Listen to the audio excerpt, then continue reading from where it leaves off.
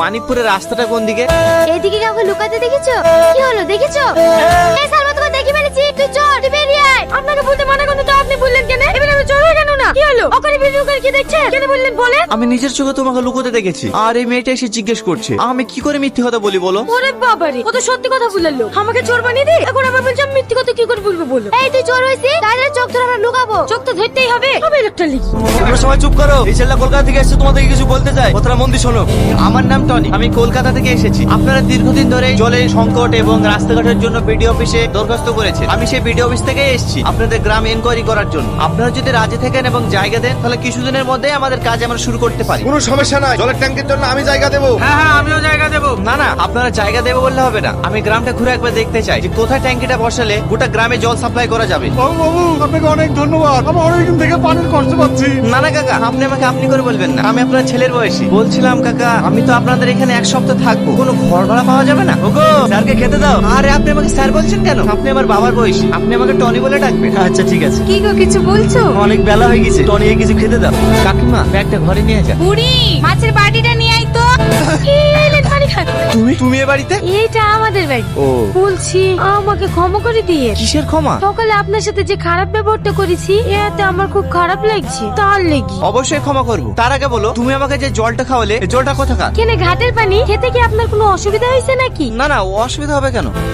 মা, ও দেখো কলকাতার বাবা বসে আছে, কি কোনো ঘুমায়নি? ওরা সব ঠান্ডা ঘরে ঘুমায়, আমাদের এই ঘরে ঘুম আসে? তালের পাকার ঠান্ডা হাওয়া বাবুকে দেখলে হয় না? তুই ঠিকই বলিস বুড়ি, বেচারা গরমে কষ্ট পাচ্ছে, যা পাখাটা দিয়ে গা। আপনার গরমে ঘুম আসে না তাই না? এই লেন, এই পাকাটা দিয়ে হাওয়া খান, তাহলে ঘুম চলে আসবে। এটা দিয়ে? আরে ওরকম করে হাওয়া করে না, এই দেখেন আই করি। এইভাবে বাতাস করবো তো ঘুমাবো কখন? আপনারা শহরের মানুষ তো, তাই আপনাদের অভ্যাস নাই। আমার মা আমাকে সারা রাত হাওয়া করে, আমিও ঘুমাই, আমার মাও ঘুমায়। কি একটু অসুবিধা হবে? এই 7 দিন তো দেখতে দেখতে কেটে যাবে। যাও তুমি ঘুমিয়ে পড়ো।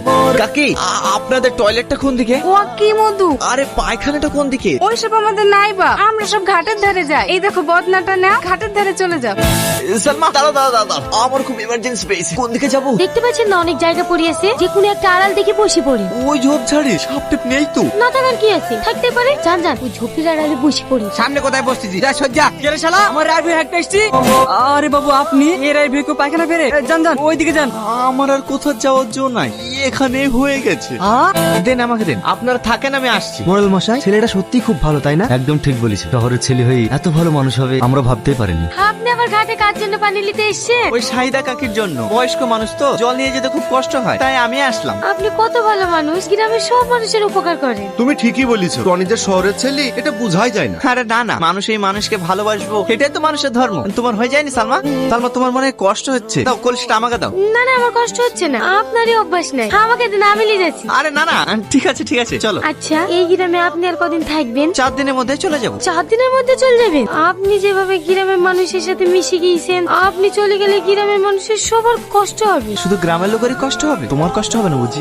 হ্যাঁ, আমারও হবে। তাই নাকি? তাহলে এই গ্রামে বিয়ে করে থেকে চাই, তাহলে তোমার আর কষ্ট হবে না। আপনিও না? আপনাদের স্বার্থে আপনাদের গ্রামে যে জল ট্যাঙ্কি ও রাস্তাঘাট ঠিক করার জন্য যে ডিলটা ফাইনাল হয়েছে, সেটার জন্য আপনাদেরকে কলকাতায় যেতে হবে এবং সেখানে গিয়ে সই করতে হবে। আমি বাপের কালে গাড়িতে চড়িনি, গাড়ি দেখলে আমার বুক ধড়ফড় করে। আমিও যেতে পারবো না বা, গাড়িতে চড়লেই আমার বমি হয়। টনি, এরা তো কেউ যেতে পারবে না, এইখানে সই করে নিয়ে গিয়ে তুমি জমা দিলে হবে না? ভয় করলে কোনো অসুবিধা হবে না তো?